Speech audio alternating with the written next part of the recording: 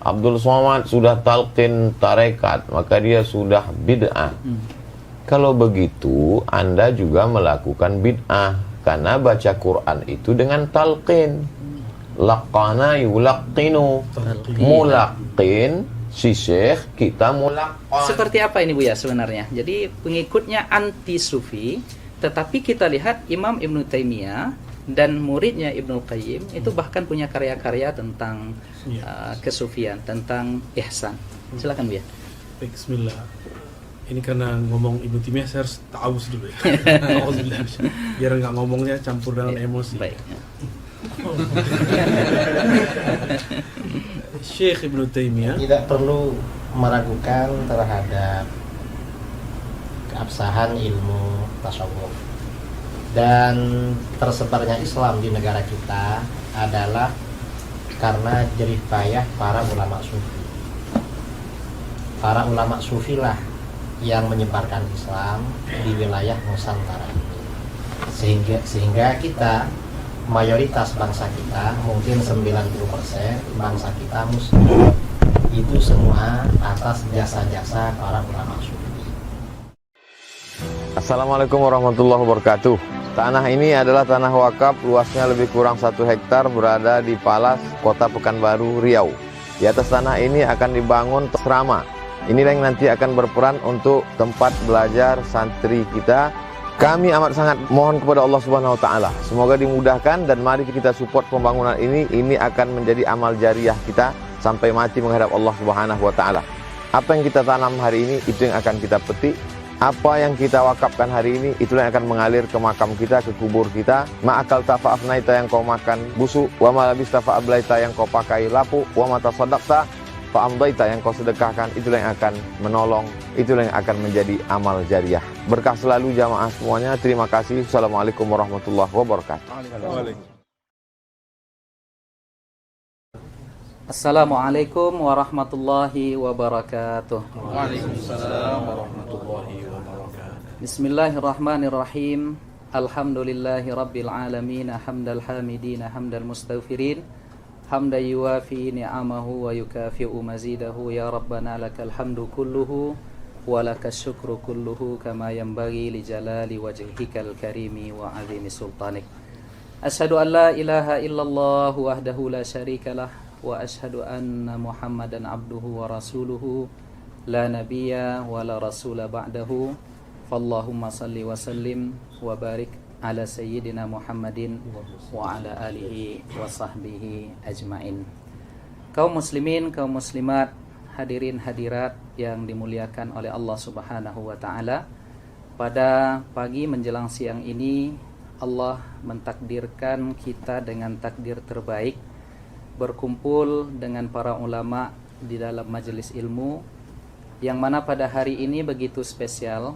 Bersama kita telah hadir Al-Ustadz Tuan Guru Profesor Dr.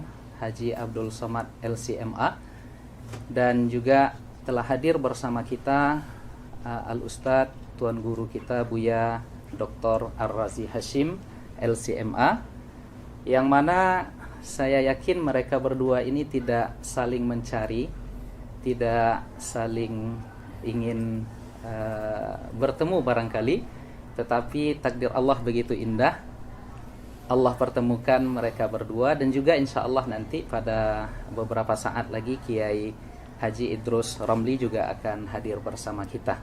Alhamdulillah, bertemunya para ulama kita ini dan kita duduk bersama mereka menyejukkan hati kita. Mudah-mudahan apa yang kita lakukan pada pagi menjelang siang ini insya Allah menjadi pemberat timbangan kebaikan kita di akhirat kelak. Amin ya rabbal alamin. Hadirin hadirat, para asatiz yang dimuliakan oleh Allah Subhanahu wa taala, tema kita pada pagi ini menarik, yaitu membincangkan salah satu dari pilar agama kita, di mana pilar agama kita terdiri dari 3 hal. Yang pertama iman, yang kedua Islam, dan yang ketiga ihsan. Jadi pada kesempatan yang berbahagia ini kita akan bertanya, membahas beberapa hal penting kepada ketiga ulama kita yang insya Allah hadir bersama kita pada pagi ini, insya Allah. Dan insya Allah dalam beberapa detik lagi Kiai Idrus Ramli akan datang. Kita sambut beliau terlebih dahulu. Insya Allah. Baik. Ahlan wa sahlan Kiai.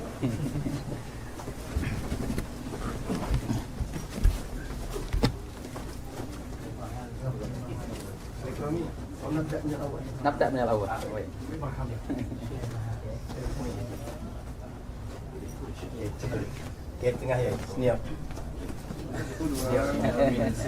Baiklah hadirin hadirat yang dimuliakan oleh Allah Subhanahu wa taala, para asatiz yang hadir di majelis pada hari ini.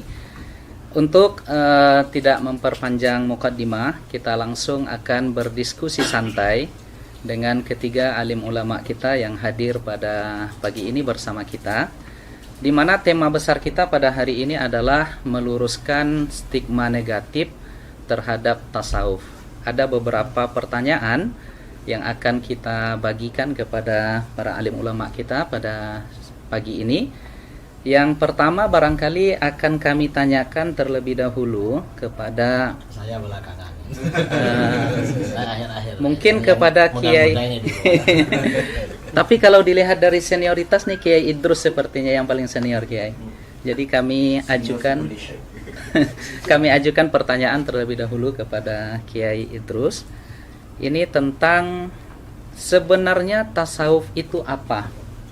Apa bedanya tasawuf dengan akhlak, tazkiyatun nufus, ihsan, daqaik, raqaik, haqaik, dan lain sebagainya, Kiai?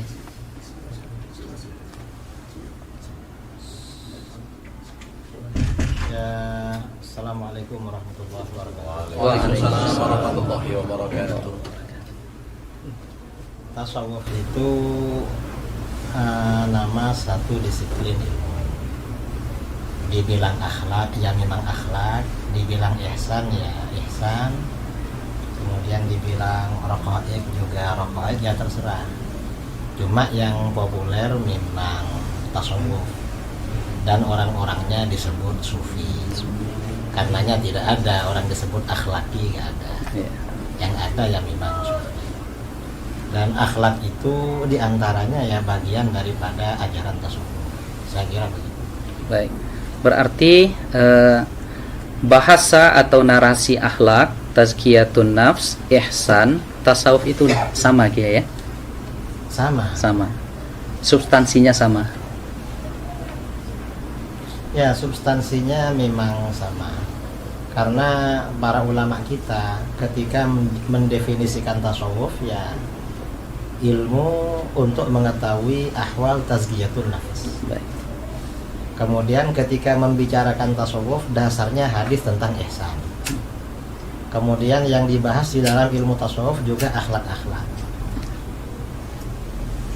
Jadi itu artinya ya intinya sama antara tasawuf, akhlak, ihsan. Cuma kalau tasawuf ini lebih khusus daripada akhlak. Karena kalau akhlak, kalau istilah akhlak, semua firqah, semua tawaif di dalam Islam menerima. Hatta orang-orang yang anti tasawuf itu menerima pada akhlak. Tetapi kalau tasawuf ini hanya kelompok tertentu yang menerima, artinya jumhur. Orang-orang yang anti tasawuf itu tidak menerima pada tasawuf. Kalau pada akhlak mereka menerima. Baik. Jadi tasawuf ini khususiyah bagi kita. Khususnya ahlu sunnah. Ya, khususnya ahlu sunnah Wal jamaah. Jadi nggak ada tasawuf di Syiah ya? Ya, tidak ada. Tidak ada tasawuf di Syiah.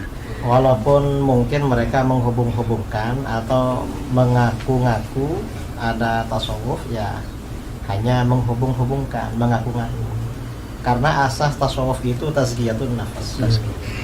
Termasuk tazkiyatun nafas itu kan menyucikan hati dari prasangka yang tidak baik.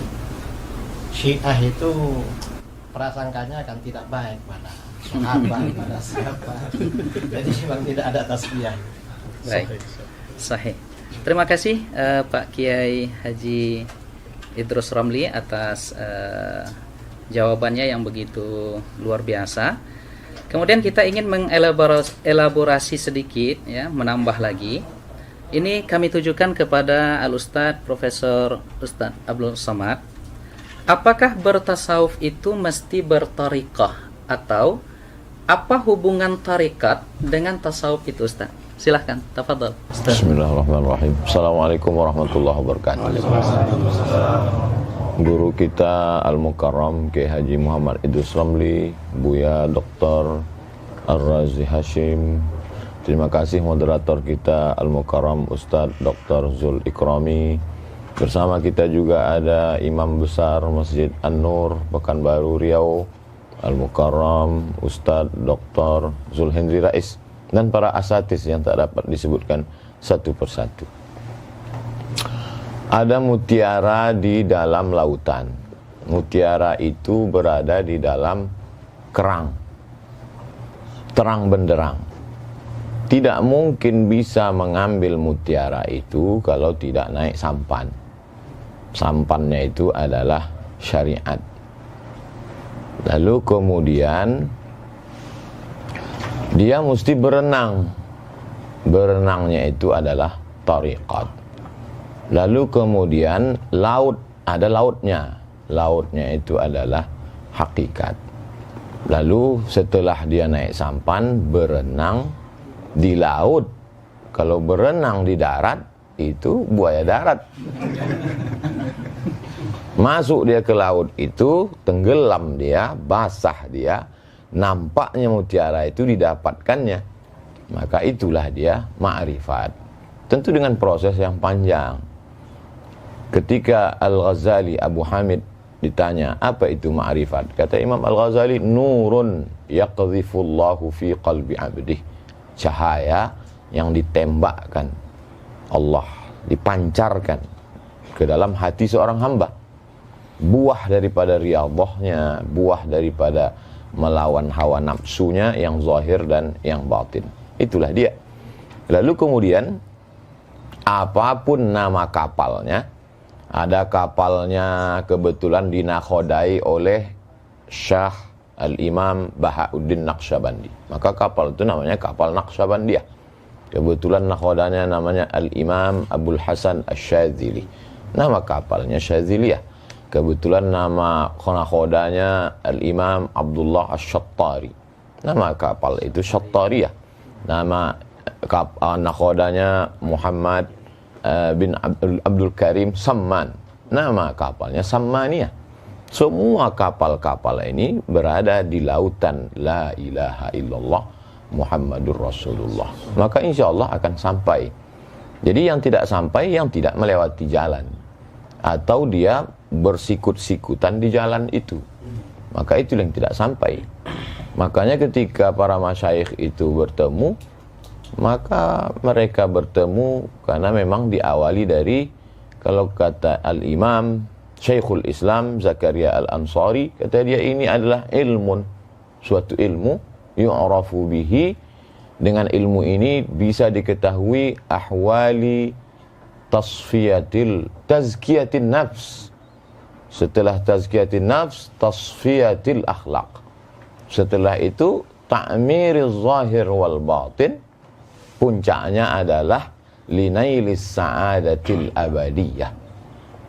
Jadi kalau ada orang mengatakan saya tidak bertarekat, langsung saja kita tanya nama dia. Nama kau siapa? Nama saya, kebetulan dia orang Melayu, Atan misalnya. Berarti dia sudah membuat namanya tarekat Ataniyah. Dia membuat jalan sendiri. Kalau saya tak sanggup, saya membuat jalan. Maka dalam akidah saya ikuti jalan Al-Imam Abul Hasan Al-Asy'ari. Dalam masalah fiqih saya ikuti jalan Al-Imam Muhammad bin Idris Asy-Syafi'i. Dalam masalah tasfiyatil qalb saya ikuti jalan Al-Imam Bahauddin An-Naqsyabandi. Lebih selamat. Wallahu a'lam. Terima kasih Prof. Abdul Somad atas analogi yang luar biasa tentang tariqah, hakikah, dan ma'rifat tadi. Sekarang kita kepada Abuya Dr. Ar-Razi Hashim, masih turunan tentang pertanyaan tadi. Jadi jika begitu Buya, jadi tariqah itu sesungguhnya apa? Lalu yang kedua, di dalam tariqah itu ada istilah yang kita dengar, yang jamak kita ketahui, yaitu istilah suluk. Nah, kemudian selanjutnya kita juga mendengar ada bai'at terhadap torikoh tertentu. Nah, ini bagaimana sesungguhnya, Bu ya? Dipersilakan. Izin Pak, ya. Ya. Izin Syekh Musa. Ya, betul. Ada kata suluk ya, ada bai'at, Ada bai'at, torikoh. ada torikoh. Tadi sudah sangat gamblang disebutkan torikoh itu jalan. Jadi kalau bahasa saya sederhana, mau jadi dokter tapi nggak kuliah, bisa nggak? Nggak bisa. Nggak bisa. Nggak bisa. Mau usul kepada Allah tapi tidak bertorikoh. Nah, dalam torikoh itu seperti tadi Syekh Abdul Somad mengatakan ada renangnya, ada cara berlayarnya. Cara itu disebut metodologi. Metodologi itu kemudian diturunkan dalam bentuk suluk. Kemarin masih ingat kita waktu duha kemarin baca kitab Tartibus Suluk. Suluk. Suluk dalam kitab itu bukan suluk dalam pengertian awam. Pengertian awam suluk itu i'tikaf 10 hari, 40 hari. Enggak, semua thariqah punya metodologi tazkiyatun nafs atau tasfiyatul ahwal atau ma'rifatullah. Metodologinya itu kemudian diturunkan dalam sebutan suluk. Maka suluk artinya menempuh jalan. Menempuh jalan. Man salaka tariqan. Jadi pasangannya pasti tariqan. Nah, di situ ada yaltamisu bihi ilman. Nah, ilmu ini macam-macam. Ada ilmu billah, ada ilmu bi ghairillah. Kita bagi dua aja. Nah, tariqah itu suluk ila tariqillah. Suluk jalan, menempuh jalan kepada Allah Subhanahu wa taala. Supaya ada komitmen. Misalnya kita kuliah masuk dosen tertentu, ada kontrak belajar nggak? Ya. Ada. Kontrak belajar itulah bai'at. Baik. Jadi kontrak belajar itu bai'at. Ya. Di saat kita kuliah di satu tempat atau sekolah nyantri, kita pesantren, bisa nggak masuk pesantren 2 pesantren sekaligus? Tidak. Nggak sanggup ya? Nggak sanggup. Nggak bisa. Nggak bisa. Baik. Bener. Mungkin. Bagaimana, Bu ya? Makanya bai'at itu kalau lagi salik cukup 1 bai'at. Satu. Tapi kalau antum sudah mursyid boleh banyak bai'at. Baik. Ya, jadi bai'at itu secara harfiah artinya ngambil sumpah setia mau jadi murid seorang syekh. Bai'at ini tidak akan bermanfaat kalau tidak ada mahabbah kepada syekh itu. Zikir yang 40 kali jadi ramah rasanya. Tapi kalau sudah mahabbah, maka zikir 70.000 pun terasa sebentar. Itu yang dimaksud oleh Sidi Abdul Hasan Asy-Syadzili, syaikhuka man la yut'ibuka. Gurumu, ya, syaikhuka man la yut'ibuka. Gurumu yang jika mengajarmu, menyuruh kamu berwirid, tidak membuat kamu terbebani. Jadi kalau kita disuruh wirid 100 kali pagi sore pun dah terbebani, itu bukan mursyid kita, berarti enggak jodoh. Bukan berarti makom dia bukan sampai makom mursyid. Kitanya enggak mahabbah sama orang itu. Maka untuk suluk supaya tidak keluar-keluar, tidak balik-balik, perlu ada bai'ah. Namun dalam pemahaman saya sekarang, bai'at itu kan hakikatnya kepada Nabi, khulafa, ya, kemudian terakhir nanti Imam Mahdi.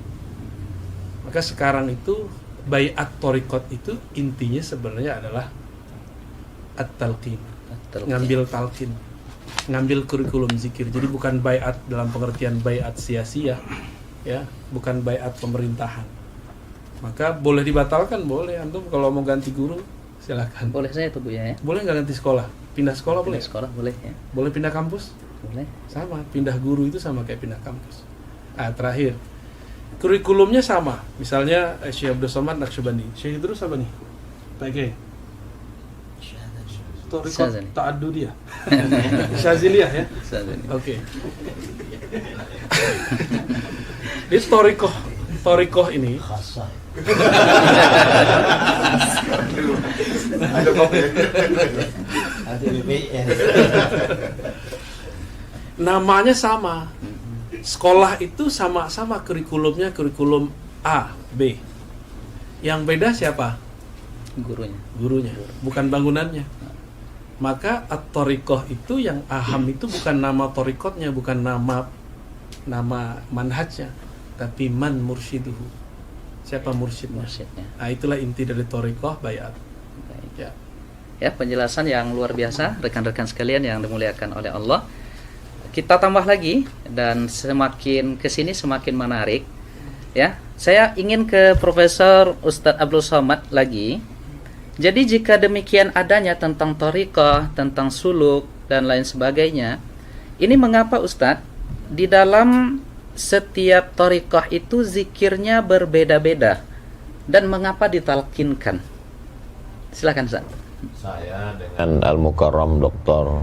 Zulhendri Rais berjumpa dengan Syekh Muwaffaq Mursyid Syadziliyah yang juga muhaddis karena banyak ijazah hadis, murid dari Syekh Badruddin Al-Hasani. Syekh, kenapa amalan zikir ini, tarekat ini berbeda? Ini kok berbeda? Kata beliau, seorang mursyid syekh mengambil dari sunnah, dari hadis.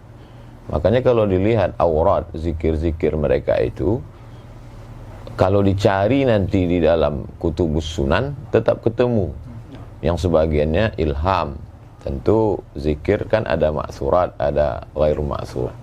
Lalu kemudian, mana yang menurut dia paling mudah untuk muridnya, atau setelah istigharah dia, atau ilham yang dia peroleh, itulah yang dia susun, dia ajarkan kepada murid-muridnya. Jadi dalam hal ini saya mengutip saja, menukil. Karena saya tidak alim dalam bidang itu, lebih aslam, lebih selamat mengutip. Jadi wirid dalam tarikat ini begini, dalam tarikat ini begini. Ini dalam hal bacaan, dalam hal jumlah dan selainnya. Adapun tentang jalan zikir, dalam hal ini dari pertanyaan-pertanyaan saya ada beberapa perbedaan.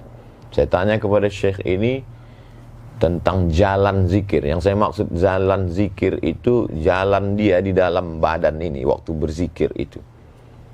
Kata Syekh ini, zikirnya dari Nabi, jalannya itu dari Syekh. Dia dapat ilham.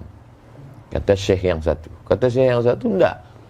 Zikirnya dengan jalannya sekalian dari Nabi Sallallahu Alaihi Wasallam. Saya tidak. Yang penting kita biasanya dengan mursyid ini kal mayyit baina man yaghsiluhu, seperti mayat yang dimandikan. Maka tidak terlalu penting tentang itu karena dia beramal tujuannya adalah dengan ridha itu dia sampai kepada ridha Allah. Jangan beramal untuk meminta sesuatu, tapi beramallah untuk mencari ridha Allah. Karena kalau kau beramal mencari ridha Allah, Allah akan berikan kepada engkau segala sesuatu. Nah, itu yang membuat mereka tidak terlalu mempermasalahkan itu. Saya pun mungkin ketika menanyakan itu mungkin sudah su'ul adab dengan Syekh. Ini apakah zikirnya dengan jalannya atau zikirnya dari Nabi, jalannya dari Syekh? Apa tadi pertanyaan kedua? Saking banyaknya pertanyaan. Kemudian kenapa ditalkinkan? Kenapa mesti ditalkinkan? Kalau ada orang mempermasalahkan, Abdul Somad sudah talqin tarekat, maka dia sudah bid'ah. Kalau begitu, Anda juga melakukan bid'ah. Karena baca Quran itu dengan talqin. Laqana yulaqqinu. Mulaqqin, si syekh, kita mulaqqan. Laqinu mautakum, talqinkanlah orang yang mau mati la ilaha illallah. Guru mentalqinkan la ilaha illallah, kata mulut dia. Jalannya begini, kata dia. Maka talqin itu metode pendidikan dalam Islam. Bagaimana kita tahu membaca alif lam mim? Itu kan dari talqin. Kalau dari PDF, alama, alam nasrah dengan alif lam mim sama tulisannya. Syekh Muhammad Mutawalli Sya'rawi pertama tahfiz Quran kan gitu, di komplainnya gurunya. Itu tunjukkannya. Ini alif lam mim, kenapa di sini bacanya alam? Kenapa di sini alif lam mim? Itu tahu lewat talqin. Belajar hadis pun melalui talqin. Jadi kalau ada orang mempermasalahkan talqin dalam zikir, maka bermasalahlah semua ilmu kita ini. Jadi talaqi, musyafahah itu adalah nama lain dari talqin. Hadis, akidah, kita ini rata-rata kita bertalqin ke guru kita. Maka siapa yang tak bertalqin, berarti dia dapat dari mana? Dari buku. Tahammul wal ada, level yang paling rendah adalah wijadah. Wijadah ketemu di mana? Ketemu di buku, walaupun itu diakui, tapi dia tetap mesti bersambung. Dalam hal zikir, dia tidak sekedar ilmu, tapi di sana ada mauhibah, di sana ada barokah, di sana ada faid, limpahan dari tuan-tuan guru. Itulah yang kita harapkan. Maka dengan duduk ini mudah-mudahan kita semua mendapatkan limpahan faidul barakah dari Kiai Idrus Ramli, dari Buya Ar-Razi Hashim. Tapi yang paling banyak mengharapkan ini pasti barokah dari Kiai Idrus Ramli. Termasuk Buya Ar-Razi pun ingin mendapatkan. Wallahu a'lam. Terima kasih Prof. Abdul Somad ya yang sudah menjelaskan dengan begitu gamblang ya tentang sebegitu indahnya. Jadi apa yang disampaikan oleh Ustaz Abdul Somad dengan Buya Ar-Razi Hashim dengan Kiai Idrus Ramli tadi, sesungguhnya apa yang kita tanyakan dengan seluruh jawaban mereka tadi menampakkan keindahan pilar ketiga di dalam ajaran agama kita itu, yaitu tentang ihsan. Nah, kalau begitu Kiai, saya ingin ke Kiai Idrus Ramli lagi. Mengapa ada stigma miring terhadap tasawuf, atau banyak yang menyesatkan tasawuf ini Kiai, dan bahkan dengan tegas mereka katakan sufi itu zindik, kemudian sufi ini adalah orang-orang yang tidak terikat dengan Al-Quran dan Sunnah, dan mereka adalah ahlul bid'ah. Ini mengapa ada stigma dan kesan seperti itu Kiai? Silahkan Kiai. Ya, terima kasih ya. Stigma sebagian orang bahwa tasawuf itu sesat, zindik, itu kebanyakan karena mereka tidak tahu. Jadi kata Imam Ghazali dalam kitab Yahya, sering beliau sampaikan, an-nasu a'da'u ma jahilu. Manusia biasanya memusuhi apa yang mereka tidak tahu. Coba mereka tahu, tidak akan begitu. Seperti misalnya juga, seperti sebagian orang-orang ya, orang-orang yang tidak suka tasawuf, bilang bahwa ajaran-ajaran tasawuf itu bertentangan dengan Al-Quran dan Sunnah. Padahal orang sufi itu paling rajin baca Quran. Paling rajin baca. Syaratnya sufi harus rajin baca Quran, rajin zikir, rajin sholat. Itu kan dari Al-Quran Sunnah semua. Kemudian juga masalah bertentangan dengan Sunnah. Dan ilmu tasawuf seperti disampaikan oleh Imam Junaid Al-Baghdadi. Ahlus Sunnah ini imam mazhabnya dalam tasawuf Junaid bin Muhammad Al-Baghdadi. Imam Junaid Al-Baghdadi mengatakan ilmuna hadza muqayyadun bil kitab was sunnah. Ilmu kita ini diukur, dipagari, dibatasi, diatur dengan Al-Quran dan Sunnah. Bahkan ya kata beli artinya apa? Seorang ulama sufi, seorang mursyid itu harus ahli tafsir, harus ahli hadis. Kalau tidak ahli tafsir, tidak ahli hadis, maka gak bisa menjadi teladan dalam ilmu tasawuf. Itu kata Imam Al-Junaid Al-Baghdadi. Dan para ulama sufi ini dasar-dasarnya kembali pada Al-Quran, pada Alkitab dan Sunnah, lebih dari itu. Karenanya kalau kita membaca biografi para ulama sufi atau biografi para ulama ahli hadis lah, ada kitab biografi ahli hadis seperti kitab Tazkiratul Huffaz karangan Imam Az-Zahabi. Biasanya kalau pakar-pakar hadis, dokter hadis seperti Tuan Guru Ustaz Ali Somad, Tuan Guru UZR ya, ini tahu kalau kitab-kitab itu. Tahu ini dokternya hadis Pak, bukan? Hadas.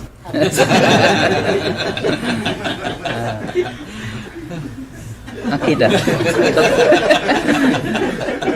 Dokternya di akidah.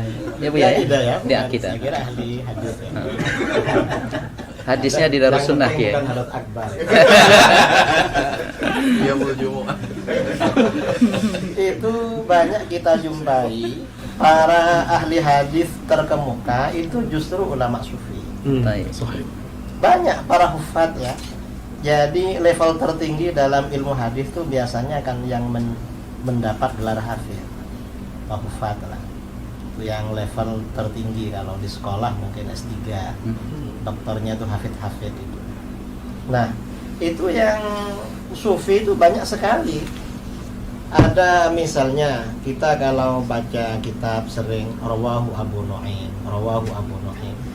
Abu Nu'aim ini orangnya sufi dan beliau menulis biografi para ulama sufi dengan metode ahli hadis yang berjudul kitab Hilyatul Auliya.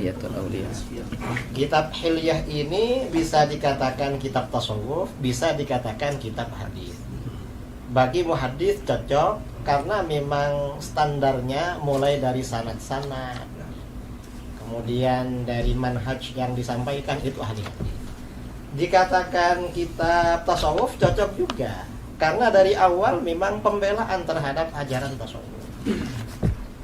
Jadi kitab Hilyatul Auliya.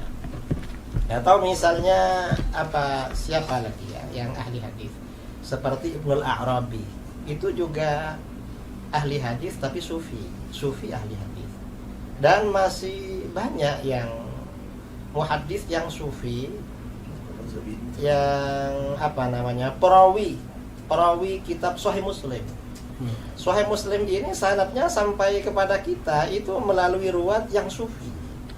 Gak ada yang selain sufi. Kalau ilmu tasawuf dibatalkan, habis semua riwayatan kita terhadap kutubus sittah ini habis semua putus. Karena ulama sufi memang yang mengemban itu. Kemudian lagi ya, ada yang mengatakan bahwa di kalangan tasawuf itu ada kelompok zindik. Yang zindik itu mungkin itu yang disebut dengan dakhil, oknum. Jadi dia sebenarnya bukan betul-betul sufi, tetapi tasawuf dijadikan kedok untuk menyebarkan kezindikannya. Nah, untuk oknum-oknum seperti ini bukan hanya di kalangan sufi, di kalangan ahli hadis ada juga.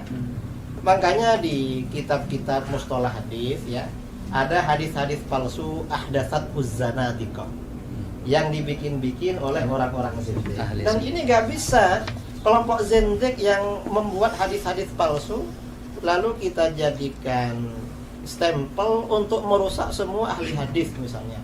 Loh, ahli hadisnya ternyata zindik, padahal ya cuma oknum. Oknum itu ya di mana-mana. Di mana-mana ada. Di kalangan ahli kalam yang zindik ya juga ada. Kalangan ahli hadis ya ada. Hatta di kalangan fuqaha yang punya pendapat syadz itu juga ada. Di mana-mana ada memang. Dan kita ya menilai sesuatu itu standarnya secara umum, secara ghalib, bukan pakai yang standar yang syadz, yang oknum-oknum itu. Saya kira itu ya. Kalau masalah thariqah, sebenarnya kita semua ini berthariqah. Saya kalau thariqah dalam istilah ini tasawuf, thariqahnya secara tabarruk syadzili. Tapi kalau thariqatul hayah, thariqah kehidupan saya seperti dari guru-guru saya selalu menyampaikan thariqatuna at-ta'allum wa ta'lim. Thariqah saya ini belajar dan mengajar. Ada guru-guru mau ngajar kita dengar. Ada orang-orang mau belajar sama kita, ya kita ajari. Itu thariqah kita memang. Baik, terima kasih Kiai Idrus Ramli atas penjelasan yang begitu luar biasa. Saya akan ke Buya Ar-Razi Hashim. Jadi turunan dari ajaran thariqah itu Buya. Dan kita sering diserang di sini. Dan anehnya lagi saya lihat, yang saya perhatikan, mereka juga sesungguhnya ini persoalan robitoh. Jadi ada yang menyerang kita dalam persoalan robitoh, tetapi sesungguhnya mereka berrobitoh. Allahumma innaka ta'lamu anna hadhil quluba qad istama'at. Dan itu mereka sebut juga sebagai, kawan-kawan kita sebagai doa robitoh. Nah sekarang robitoh itu apa Buya? Dan apakah betul robitoh itu dalam tanda kutip mempertuhankan guru? Kadang kita di ribat-ribat di majelis kita itu ada foto-foto guru kita, dan kita dituduh oleh sebahagian sahabat-sahabat kita ini mempertuhankan, mengqadasahkan guru. Nah, jadi bagaimana ini Bu ya? Silakan Bu ya. Ya, para pembenci tasawuf itu kurang mengerti bab cinta. Rabithah itu adalah alaqatul hub baina syekh wal murid, baina al-murid wa syekh. Jadi hubungan cinta antara guru, murid dan guru. Seharusnya rabithah itu, jadi kita bagi ada ar-rabithah al-kubra, ada ar-rabithah as-sughra. Yang paling pantas kita ikat cinta itu hanya kepada Allah. Allah hanya bisa lewat Rasulullah. Maka rabithah yang kubra itu cuma kepada baginda Rasulullah SAW.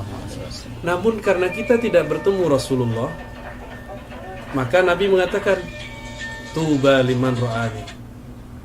Tuba liman ra'ani. Kalau enggak bertemu aku, kan tadi beruntung yang bertemu aku melihat aku. Ya sudah, tuba liman ra'a man ra'ani. Itu rabithah. Itu dalil rabithah yang pertama yang paling sahih. Ya. Dan disebutkan di riwayat Ahmad, Nabi mengulangnya sab'an. Berarti 7 kali. Liman ra'a man ra'a man ra'a man ra'a. Berarti 7 generasi. Ya. Terus dalam hadis Imam Ibnu Majah ada yang semakna, Ahmad juga ada, Abu Nuaim dalam Hilyah tadi sudah disebut oleh Pak Kiai Idrus. Nabi ditanya 2 lafaz, man awliyaullah, yang kedua man khairun nas. Apa jawaban Nabi? Man idza ru'u dzukirallah. Itulah dalil rabithah terkuat. Dan cara rabithah ada di situ. Siapa yang jika dia dipandang, divisualkan, diingat, maka mengingat mereka, memandang mereka, menghantarkan kita kepada Allah Subhanahu wa taala. Itulah rabithah yang hakiki. Ya. Dan itu mesti bersanad. Ya. Mesti ditalkinkan. Ya. Jadi itu dalil rabithah. Apa masih kurang? Iya. Artinya semua amalan-amalan yang ada atau praktek di dalam dunia tasawuf itu ada dalilnya dari Al-Qur'an dan Sunnah ya. Nah, sekarang ru'u kan dipandang. Ya, dipandang. Karena kita susah membayangkan guru, boleh nggak kita ambil foto guru taruh di rumah? Iya. Boleh nggak? Boleh. Kalau memandang foto beliau membuat kita ingat ilmu beliau tentang zikrullah, maka bagian dari rabithah. Dulu kalau orang-orang Pariaman di mat'amnya itu, di rumah makannya ada foto Angku Salih. Angku Salih itu dulu berkalam. Kalau fotoku ada di rumah kalian, tapi kalian tidak sholat, tolong dicopot, tolong dibakar. Berarti rabithahnya nggak nyambung gitu. Ya, terputus Bu ya. Nah, itu salah satu contoh rabithah. Ya. Nah, terima kasih Bu ya. Saya ke Profesor Ustadz Abdul Somad. Jadi Ustadz, di dalam pengamalan tasawuf itu ada di antara teknik zikir itu yang mereka berdiri Ustadz. Mereka berdiri, dan ini saya pernah menyaksikan beberapa kali, terutama di Sudan ada tariqah samaniyah yang mereka berzikir la ilaha illallah itu berdiri dan berkeliling. Nah, jadi ini seperti apa sebenarnya Ustaz? Karena ini kita yang mengamalkan ini juga diserang, dituduh dan bahkan dibid'ahkan juga. Silakan Ustaz. A'udzubillahi minasyaitonirrajim. Alladzina yadhkurunallaha qiyaman. Mengingat Allah berdiri. Wa qu'udan, kemudian duduk, wa ala junubihim, kemudian berbaring. Karena memang posisi manusia, siapapun dia, dimanapun dia, tak keluar dari 3 itu. Berdiri, duduk, dan berbaring. Semuanya yadhkurullah.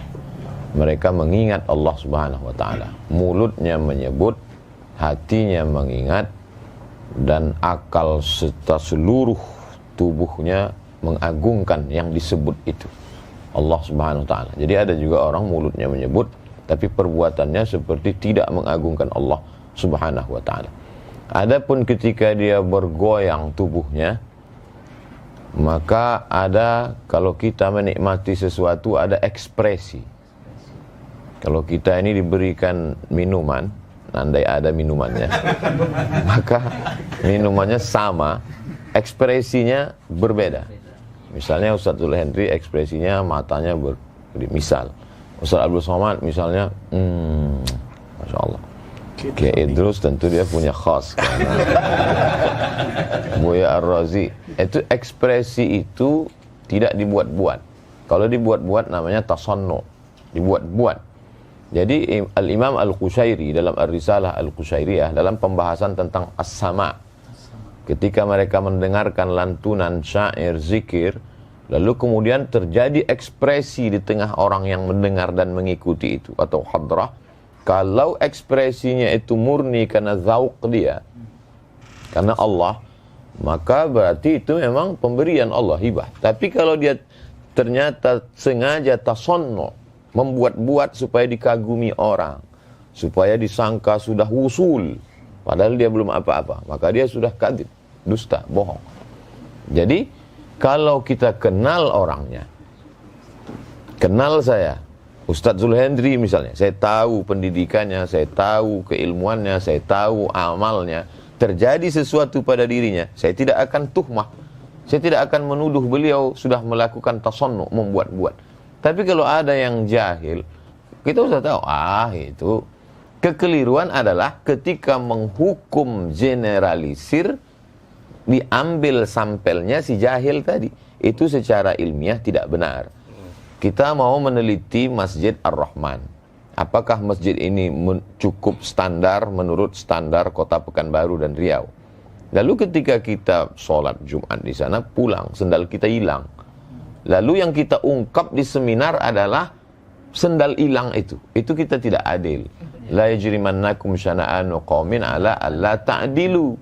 Jangan karena kebencian kepada pengurusnya, mungkin jadwal khutbah pernah dicoret, lalu membuat kita tidak bersikap adil dan mengambil sampel yang salah itu. Bukankah Goldziher menolak hadis? Dia katakan itu hanya produk abad kedua, hanya karena dia melihat beberapa kekeliruan kecil yang diluruskan oleh Syekh Muhammad Mustafa A'zami.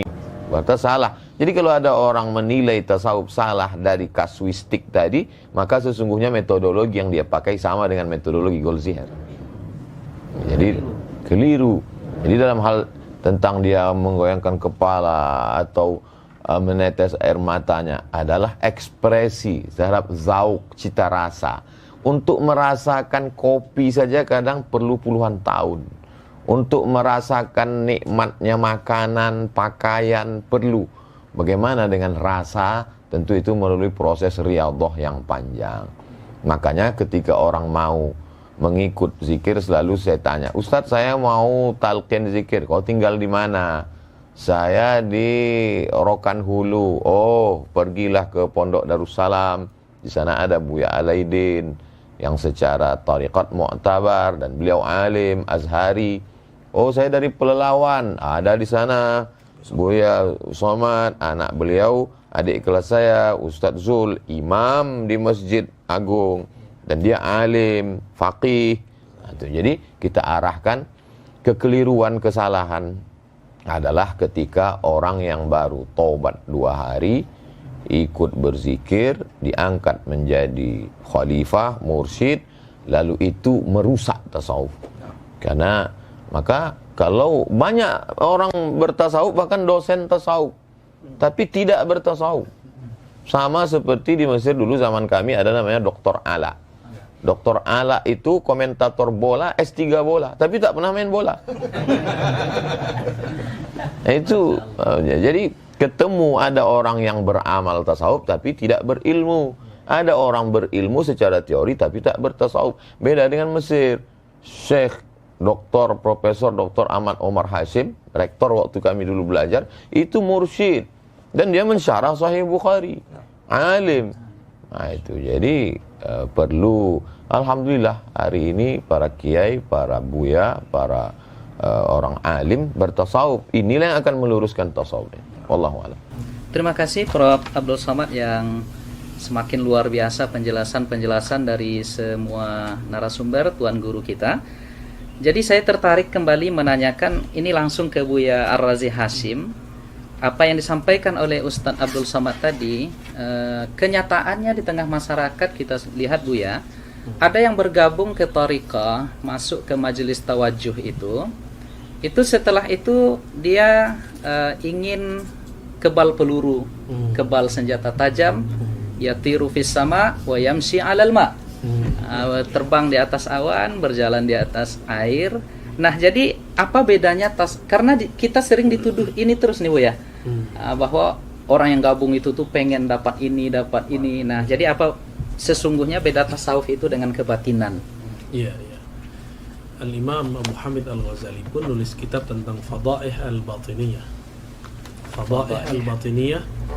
Batiniyah ini cabang dari Syiah Ismailiyah yang terputus, yang kemudian berkembang lama di Mesir juga ya. Dan justru mereka lah yang bikin Al-Azhar tempat antum kuliah itu. Udah oleh Salahuddin Al-Ayyubi, murid Syekh Abdul Qadir Al-Jilani, itu di tajdid, direvisinya. Apakah tasawuf itu membuat orang sakti? Itu kali pertanyaannya. Enggak, tasawuf itu mendekat kepada yang maha sakti. Apakah tasawuf bikin kebal? Bukan, tasawuf itu biar antum kebal neraka nanti. Ketika ada hadis Bismillahirrahmanirrahim la yadurru ma'asmihi syai'un fil ardi wala fis sama, ya. Itu hadis kan dipakai kan untuk silat, debus. Itu boleh. Minta burhan namanya, minta bukti. Ya Allah, kalau memang betul doa ini tembus ke badan, maka tidak ada lagi mudarat langit dan bumi. Tapi jangan sering-sering. Maka lakukan sesekali aja kayak Nabi Ibrahim. Liyatma'inna qalbi. Boleh sesekali. Itu mau diajarin? Belum makamnya Bu ya. Bukan, orang SMA aja bisa, masa dokter nggak bisa. Ya, berarti kurang yakin kalau sama anak SMA yang ini. Belum berani. Ini kurang berani, kurang syuja'ah. Itu biar kayak Idrus nanti. Jadi at-tasawuf itu at-taqarrub ilallah, yang maha sakti, mendekatkan diri kepada yang maha sakti, bukan menjadi sakti. Karena iblis itu sakti, tapi nggak dekat kepada Allah. Ini nggak ada urusan kita mau yatiru alal hawa. Kalau itu hawa, burung setiap hari terbang. Apakah dia sakti? Apakah dia jadi sufi? Tidak juga ya. Ya, yang jalan di atas air emang ada. Itu kungfu aja, kungfu hustle. Ya. Jadi beda antara tasawuf dengan kebatinan. Beda. Baik. Nah, lalu saya ingin ke Kiai Idrus. Dari itu Kiai, kita juga sering dituduh dan dikatakan bahwa tasawuf dan orang-orang tariqah itu, atau mungkin tasawuf itu berasal dari ajaran Syiah. Dan ini ya beredar di media sosial, di ceramah-ceramah beberapa ustaz. Nah, ini bagaimana nih Kiai, silakan. Memang ada kelompok-kelompok yang sering menuduh kita seperti tasawuf katanya dari Syiah, lalu maulid juga awalnya dari Syiah. Ya itu ya hanya tuduhan saja. Dan Syiah juga suka mengklaim. Syiah juga mengklaim bahwa semua disiplin keilmuan dalam Islam yang mengawali dulu Syiah. Usul fikih katanya pertama kali dari Imam Ja'far Shadiq. Terus tafsir ya juga begitu. Semuanya dari Syiah. Nggak ada sama sekali selain Syiah. Padahal dalam sejarah peradaban Islam, Syiah itu selalu tertinggal dari mazhab-mazhab yang ada di dalam Sunni, misalnya mazhabul arba'ah. Contoh ya, kita kembali pada tafsir Al-Quran. Setelah mazhabul arba'ah, Hanafi, Maliki, Syafi'i, Hambali, masing-masing punya disiplin kitab Ahkamul Quran. Beberapa ratus tahun kemudian Syiah baru ngarang. Lambat peradabannya, tapi ya Syiah mengklaim. Dan ini kelompok yang nggak suka dengan kita, anti Syiah sebenarnya. Kadang percaya sama Syiah. Anti Syiah, tetapi berita dari Syiah mereka terima gitu. Mereka terima. Ya, karena mengapa? Ya karena mereka agak suka aja sama kita sebenarnya. Jadi dibilang dari Syiah. Ada lagi yang lebih parah dari itu. Tasawuf itu katanya dari Yahudi. Ada yang bilang tasawuf itu katanya dari Hindu, dari mana. Itu lebih parah lagi, tuduhan-tuduhan seperti itu. Padahal ya enggak. coba kita baca di Muqaddimah Hilyatul Auliya. Hilyatul Auliya, Imam Abu Nuaim menulis kitab Hilyatul Auliya itu kan untuk menjelaskan kalau tasawuf itu tidak identik dengan kebatinan. Tasawuf itu tidak identik dengan inhilal minas syariah, melepaskan diri dari ajaran syariat. Tidak. Tasawuf itu tidak identik dengan aliran-aliran di luar Ahlus Sunnah, tidak. Karenanya beliau menjelaskan di dalam kitab Hilyatul Auliya. Jadi kalau itu dibilang dari Syiah ya Tidak tepat. tidak tepat sama sekali. Dan semuanya memang Syiahnya mengakui, lalu yang ini percaya. Percaya aja. Padahal ya tasawuf ini ya dari Islam itu sendiri, dari Al-Quran, dari hadis. Kalau kita mempelajari tasawuf, misalnya kitab Ihya karangan Imam Al-Ghazali.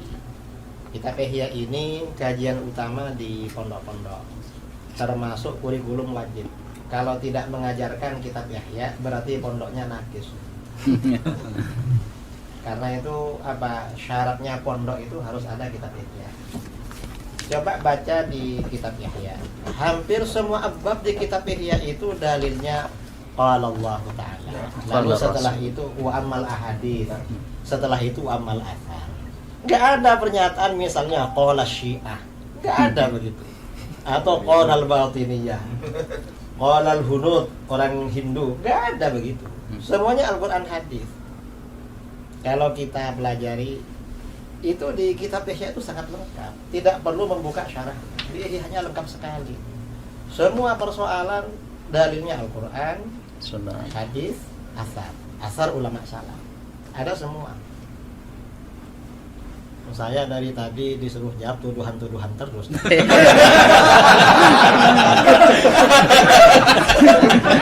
Moderator ya. Karena memang Kiai Idrus ini selama ini kita perhatikan menangkis subhat itu beliau Masya Allah, maka kita arahkan kepada beliau. Baik. Baik, terima kasih Kiai. Saya ingin kembali ke Prof. Ustadz Abdul Somad. Sebagaimana yang diuraikan di awal oleh Kiai Idrus Ramli tadi, tariqatuna hazihi muqayyadatun bil kitabi was sunnah. Jadi tidak ada di dalam pengamalan tasawuf, di dalam kehidupan orang-orang sufi itu yang inhilal minas syariah, yang melenceng dari aturan syariah. Nah, sekarang kita dituduh Ustadz, ya. Katanya seorang sufi apabila telah yakin sampai makrifat, ya itu bahasa mereka, itu diperbolehkan meninggalkan kewajiban-kewajiban syariat. Apa benar begitu, Ustaz? Mohon pencerahan. Ada seorang wali Allah, dia punya murid-murid. Murid itu pun diambil dari bahasa tasawuf. Arada yuridu, murid, orang yang punya keinginan yang kuat. Begitulah kuatnya pengaruh tasawuf di Indonesia. Sampai yang tidak ikut tasawuf pun disebut juga murid. Jadi bagi yang tidak suka tasawuf itu susah sekali. Nanti di sekolahnya tidak boleh pakai murid. Bid'ah. Nah, itu. Lalu kemudian murid-murid ini dia bawa ke majelis yang dikatakan wali tadi. Dia sedang berada di dalam masjid, sedang berzikir. Begitu mereka sampai, tiba-tiba yang dikatakan wali di dalam masjid tadi meludah di dalam masjid. Ya busuku, meludah. Langsung dia membawa murid-muridnya pulang. Ayo kita pulang, ini bukan wali Allah, tapi wali syaitan. Kenapa? Karena mukhalafat, meludah dalam masjid itu bertentangan dengan sunnah. Itu disebutkan Imam Al-Qushairi yang kita baca Ramadan tahun lalu. Jadi betapa mereka berpegang kepada sunnah. Kemudian ada satu kitab yang ditahqiq oleh Syekh Abdul Halim Mahmud. Dia dianggap sebagai sufi modern, menjabat Syekhul Azhar, dapat gelar doktor dari Sorbonne, Prancis. Dosen pembimbingnya Louis Massignon, Louis Massignon tulisannya. Dalam kitab itu dia bercerita tentang ungkapan-ungkapan mereka. Idza ra'aitar rajul, kalau kau lihat ada orang yatiru fil hawa, terbang di atas awan. Yamshi 'alal ma', berjalan di atas air. La taghtar, jangan tertipu. Tapi pandanglah bagaimana istiqomahnya dia dengan syariah. Lalu kemudian kalau engkau masuk ke dalam hutan, sampai di dalam hutan itu tiba-tiba burung-burung yang di atas pokok kayu itu mengucapkan salam. Assalamu alayka ya Abdus Samad. Maka pandanglah hatimu. Kalau dalam hatimu ada rasa bangga, oh akulah wali Allah, berarti kau sedang tertipu, maghrur. Tapi lihatlah, kalau dalam hatimu ada rasa khasyah, khauf, takut kepada Allah, berarti itu memang datang. Jadi fenomenanya boleh sama, tapi efeknya terhadap diri. Jadi dia lebih banyak melihat dirinya, lebih banyak melihat ke dalam. Tuba liman syaghalahu aibuhu an uyubin nas. Lalu kemudian bagaimana seseorang itu berpegang kepada ikatannya. Ikatannya itu adalah Al-Quran dan Sunnah. Kenapa mereka itu sanad terjaga sampai hari ini? Karena mereka mengikat dirinya dengan Quran, Sunnah, dan orang yang mengamalkan Quran dan Sunnah itu. Orang-orang tasawuf ta'zimnya ke guru luar biasa. Saya perhatikan mereka sebelum majelis. Kalau kita kan baca Fatihah li jami'il mu'minin wal mu'minat muslimin wal muslimat al ahya'i minhum wal amwat min masyariqil ardi ila magharibiha. Selesai satu Fatihah. Kalau kita tengok mursyid-mursyid itu, untuk syekh ini satu Fatihah, untuk syekh ini. Maka mereka ingat nama silsilah itu. Kenapa mereka mudah mengingat sanad itu? Karena dikiriminya Fatihah satu-satu. Karena dia ingat susunannya, urutannya. Dan mereka itulah yang menjaga sanad itu. Itu salah satu bukti mereka berpegang dengan Quran dan Sunnah. Dan juga orang-orang yang mengamalkan Quran dan Sunnah itu. Wallahu a'lam bishawab. Terima kasih Prof. Uwas yang sudah menguraikan kepada kita dengan uraian yang juga sungguh luar biasa.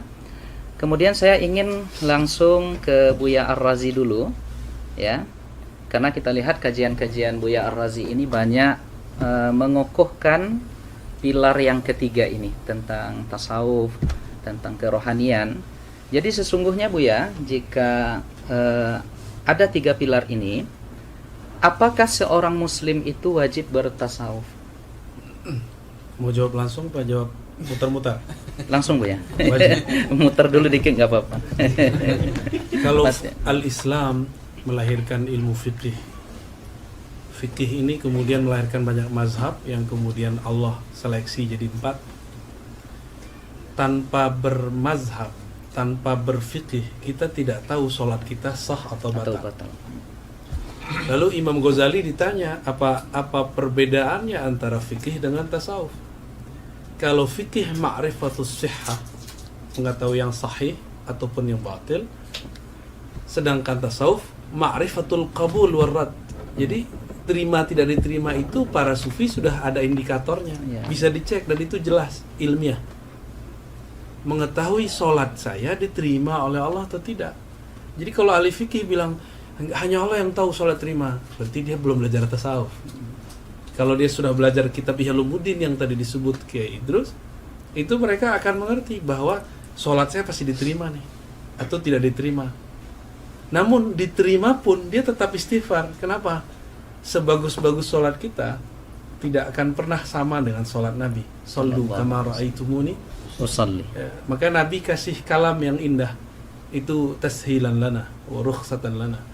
Kama ra'aitumuni. Nabi enggak mengatakan sallu kama usolli. Itu kan gawat kalau begitu. Bisa-bisa enggak sholat kita. Tapi kama ra'aitumuni, sebagaimana engkau memandang, melihat. Mandang Nabi enggak? Tidak, langsung. Maka kita mandang orang yang punya sanad kepada Nabi. Bersanad kepada Nabi secara zahir, itulah mazhab fikih. Lalu Nabi mengajarkan, kalau engkau sholat, bacalah wajjahtu. Itulah qalbu. Ketika takbir, kecilkan dirimu. Itulah ajaran ruhani Nabi. Maka kalau kita bersolat, cuma belajar rukun 13, tapi tidak belajar rukun khusyuk, antum sampai mati juga gak khusyuk. Kusut aja ya. Jadi bagi saya, belajar tasawuf itu wajib. Karena itu pilar Islam, iman, ihsan. Ihsan itu wajib gak? Iya, wajib. cara untuk ihsan tuh tasawuf. Cara tasawuf tuh tarekat. Ma la yutimmu bihil wajib illa bihi fahuwa wajib. Ya. Baik. Terima kasih Buya. Ada 2 atau sekitar 3 pertanyaan lagi ya dalam 5 menit ke depan. Saya ingin ke Prof. Uwas dulu. Jadi ada serangan lagi untuk karena ini sifatnya pertanyaan, tidak lagi tuduhan-tuduhan. Karena ini tidak tuduhan-tuduhan lagi, tidak syubhat lagi. 2 pertanyaan terakhir ini, Prof. Jadi seperti apa sesungguhnya ya tasawuf itu dalam pengamalan salafus saleh? Ada nggak di masa salaf itu ya salafus saleh yang bertasawuf? Karena katanya ini tidak sesuai dengan manhaj salaf dan lain sebagainya. Mohon penjelasan dari Uwas. Khairul qurun qarni, sebaik-baik abad adalah abadku. Tsummal ladzina yalunahum. Kemudian satu abad sesudah itu. Tsummal ladzina yalunahum. Kemudian satu abad sudah itu. 3 abad inilah yang disebut dengan salaf. Jadi kalau ada orang mengaku guru kami dari kalangan salaf, ada di masjid, kata dia. Jadi kita pun terkejut-kejut. Kok bisa guru kau tuh hidup sampai sekarang? Jadi tentang Imam Ahmad bin Hanbal. Imam Ahmad bin Hanbal itu salaf karena meninggalnya tahun 241. Datanglah seorang perempuan bertanya ke Imam Ahmad bin Hanbal, apa hukumnya menjual kain tenun? Kain ini ditenun malam, ketika itu lewat tentara, bawa lampu, bawa terang, pas lagi terang itu dia nenun, pas tentara lewat gelap, pas lewat lagi terang tenun. Apa hukum menjual kain ini? Terus Imam Ahmad bin Hanbal nanya, Imam Ahmad tidak langsung jawab, dia tanya, kamu siapa?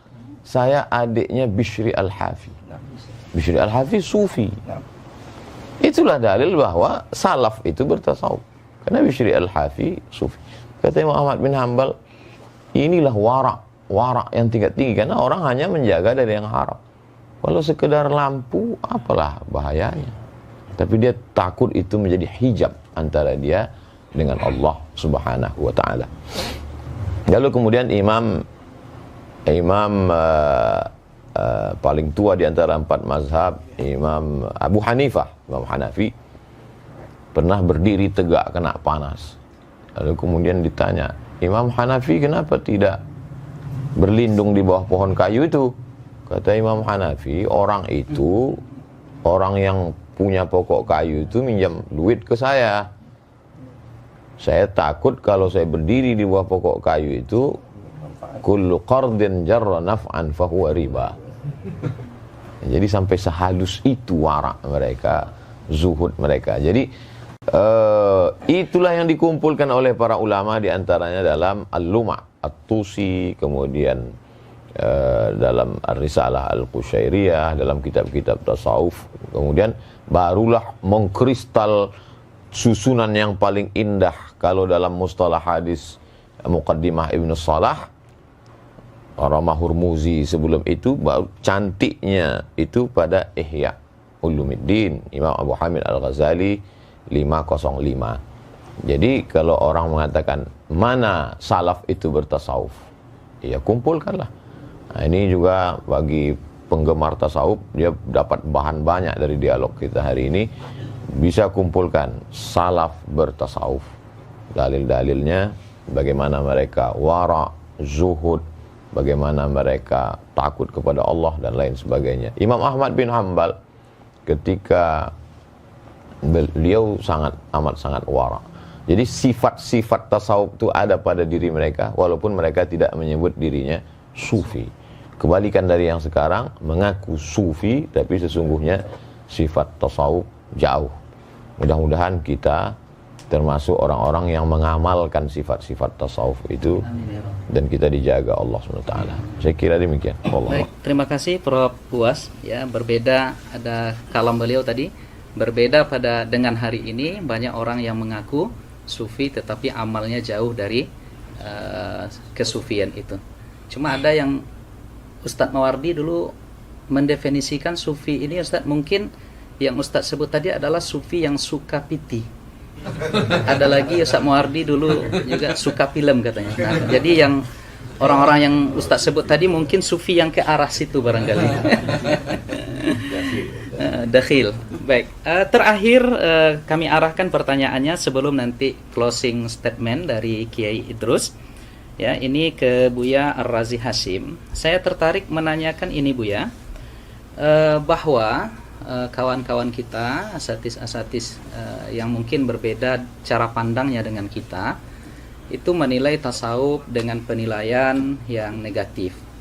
Padahal hasil sependek pembacaan kami, itu imam mereka, yaitu Imam Syekh Ibnu Taimiyah, itu bahkan di dalam Al-Bidayah dikatakan, saya melihat di sini, at-tabarruk bisyurbi ma'i ghuslih.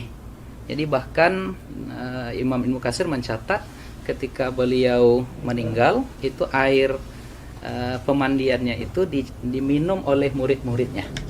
Nah, bahkan hudurun nisa war rijal, dan bahkan Imam Ibnu Taimiyah ini dikuburkan di Damaskus itu di makbarah sufi ya. Nah, ini seperti apa ini, Buya, sebenarnya? Jadi pengikutnya anti sufi, tetapi kita lihat Imam Ibnu Taimiyah dan muridnya Ibnu Qayyim itu bahkan punya karya-karya tentang kesufian, tentang ihsan. Silakan, Buya. Baik, bismillah. Ini karena ngomong Ibnu Taimiyah saya harus ta'awuz dulu ya. Biar nggak ngomongnya campur dengan emosi. Baik. Syekh Ibnu Taimiyah awalnya adalah asyadun nas ya, i'tidaan ala as-sufi wa sufiyah. Adalah orang yang paling keras menyerang tasawuf, tapi niat dia baik. Dia punya definisi tasawuf itu sendiri. Bagi dia sufi itu seperti yang dikatakan Imam Junaid tadi, muqayyadun bil kitab wa sunnah. Tapi itu persepsi dia. Maka dia seranglah Al-Bakri, dia seranglah Ibn Arabi, hatta Ghazali nggak selamat dari dia, hatta Al-Kushairi itu pun dihantam. Yang paling lucu yang dari kalangan Hanabilah yang menulis kitab Manazilus Sairin, Al-Imam Al-Harawi, yang gelarnya juga Syekhul Islam, itu juga dikritisi oleh dia. Jadi Ibnu Taimiyah ini memang jiwa-jiwanya kalau sama orang Asy'ariyah sekarang ya ini jiwa rudutnya tinggi ya. Sehingga kalamnya betul-betul sangat fasih.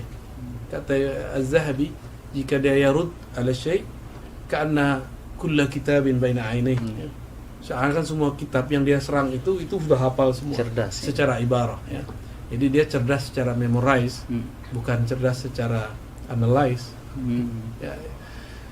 Ibn Taimiyah tahun 709 itu pernah berdialog dengan Al-Imam Arif Billah bin Athaillah Sekandari.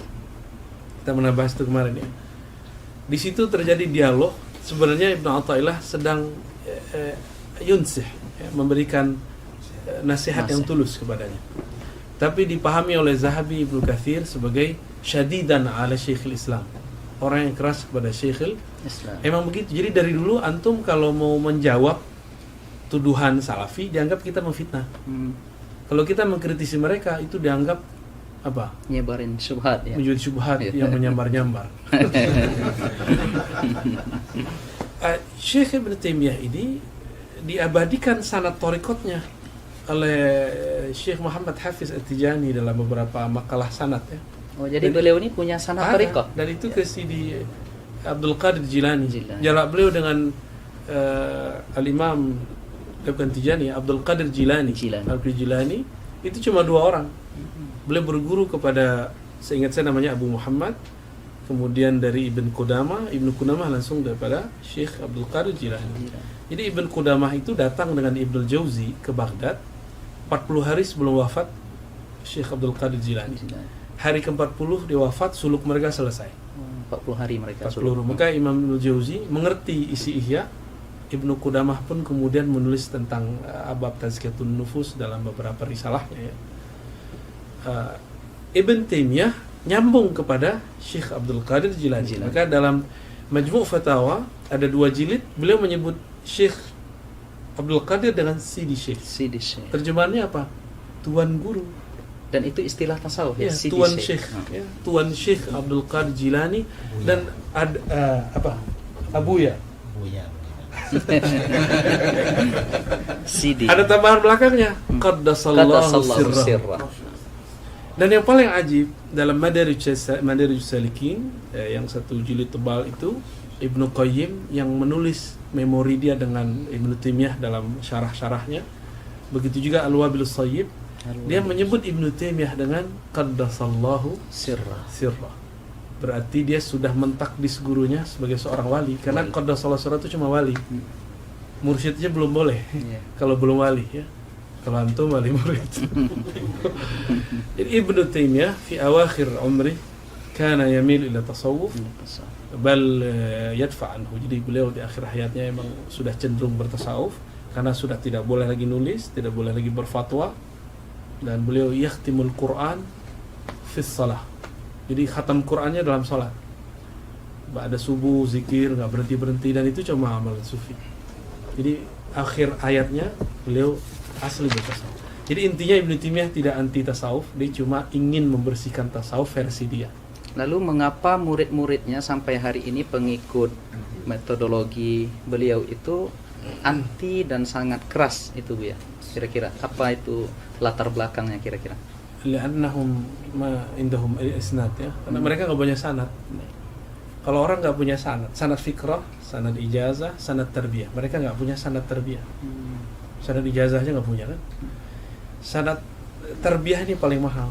Mereka nggak punya sanad tarbiyah, sehingga tidak ada yang ngerekam thariqatnya Ibnu Taimiyah.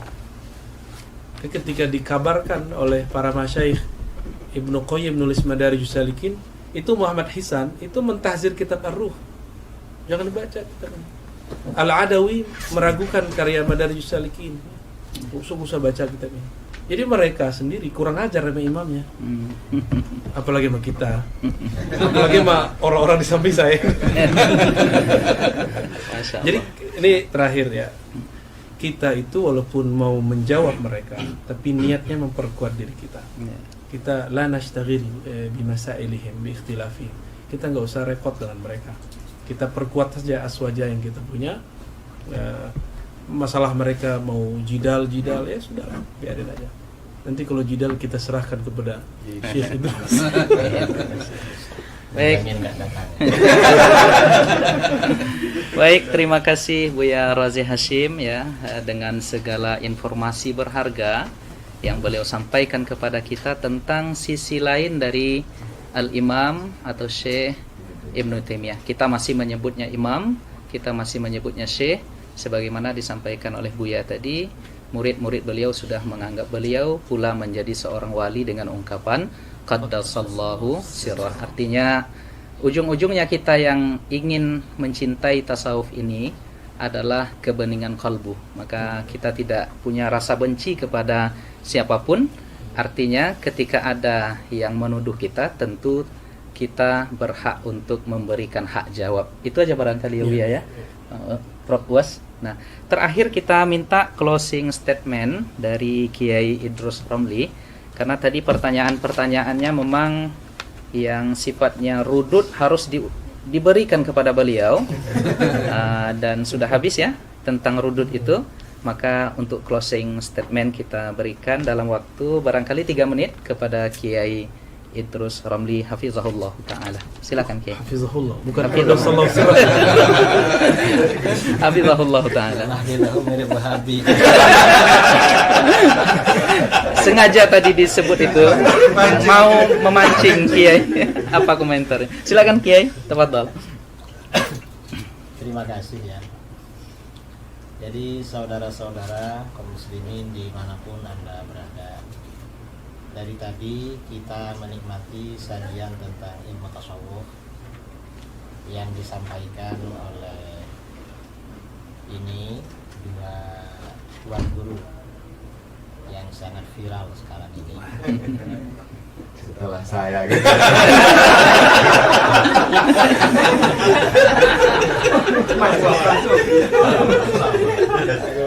Ada ujungnya. Tuan Guru UAS, kemudian juga di samping saya Buya Dr. Alwazi Hashim, dan beliau semuanya dokter. Saya gurunya dokter. Saya dosennya. Saya ini kawannya. Dokter pilih ijazah. Maafin saja. Bahwa ajaran tasawuf itu adalah ajaran Islam yang murni dan sumbernya dari Al-Quran, hadis, serta pengamalan generasi salaf sejak para sahabat dan generasi berikutnya. Itu ajaran tasawuf. Dan tasawuf ini merupakan satu di antara 3 pilar dalam Islam yang tidak dapat terpisahkan. Kalau di dalam hadis yang terkenal dengan hadis Jibril, ada iman, ada Islam, ada ihsan. Iman ini kemudian di dalam agama kita ini diterangkan oleh para ulama dalam ilmu akidah, ilmu tauhid. Kemudian Islam, kemudian menjelma menjadi ilmu fikih. Dan ihsan menjelma menjadi ilmu tasawuf atau ilmu akhlak. Kalau tasawuf ini tidak ada, berarti terdapat kekurangan dalam diri seorang muslim, karena salah satu pilarnya tidak lengkap. Ini masalah tasawuf. Dan tasawuf ini bukan teori, tetapi lebih pada pengamalan. Karenanya para ulama ketika mendefinisikan tasawuf, definisinya beda-beda. Karena yang mereka definisikan itu sesuai dengan ahwal atau apa yang dicapai, yang dirasakan oleh masing-masing. Karena memang tasawuf itu lebih pada pengamalan daripada teori. Karena itu kaum muslimin ya dimanapun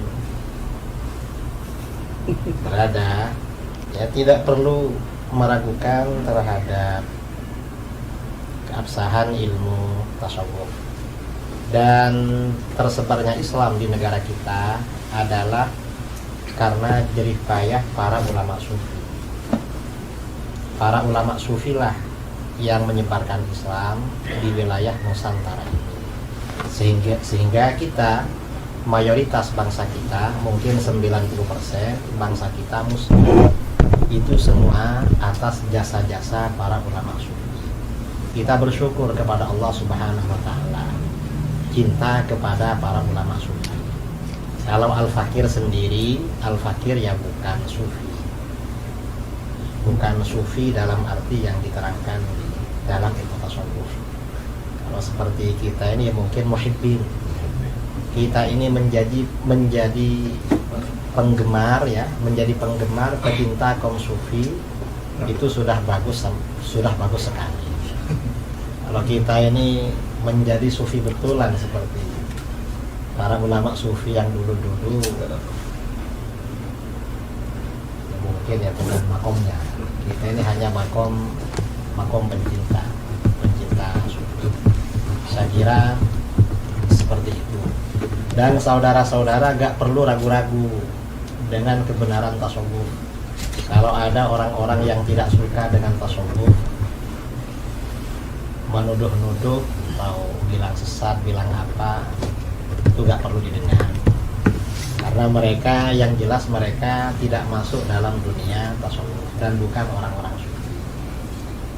Saya kira itu dari saya, mungkin mewakili dari 3 narasumber, 2 saya dan 2 kawan ini ya, termasuk mewakili diri sendiri. Idrus dilawan. Saya kira itu dari saya. Kurang lebihnya mohon maaf. Assalamualaikum warahmatullahi wabarakatuh. Waalaikumsalam warahmatullahi wabarakatuh. Masya Allah, rekan-rekan sekalian, para asatiz, para hadirin hadirat yang dimuliakan oleh Allah, keterangan-keterangan, penjelasan dan uraian yang disampaikan oleh ketiga pendekar aswaja ini luar biasa.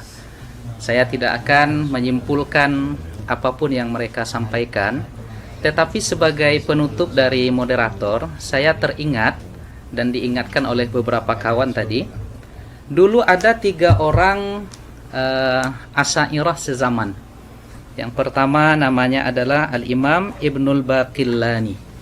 Itu gelarnya digelari pada masa itu dengan Bahrun Mawrik. Ya, beliau ini ibarat lautan yang menenggelamkan. Kemudian ada Al-Imam Abu Bakar Ibnu Furak, Ibnul Fawrak, ya. Ini gelar beliau adalah Sallun Mitrak, ya, pedang pemukul besi. Jadi luar biasa hujah-hujah beliau sezaman dengan Imam Ibnul Baqillani. Dan ada lagi disebut oleh Imam Nawawi, beliau ini adalah Al-Ustadz Abu Ishaq Al-Isfirayini.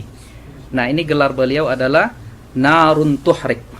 Narun Tuhrik, ya, api pembakar. Nah, sekarang agaknya kita boleh memberikan gelar kepada ketiga asatiz kita di sini, ya, rekan-rekan yang setuju, ya. Yang pertama kepada Buya Ar-Razi Hashim kita gelari dengan Barqun Lami', ya. Barqun Lami', kilat yang menyilaukan. Kemudian kilat yang menyilaukan, insyaallah dengan ilmu dan ruhani beliau. Kemudian kepada Yai Idrus, karena beliau biasanya garang, ya, untuk merudut segala, ya, mengkonter segala pemahaman-pemahaman yang keliru, kita gelari sebagai Asadun Qami', yaitu singa pemberangus. Karena beliau punya saja'ah, ya.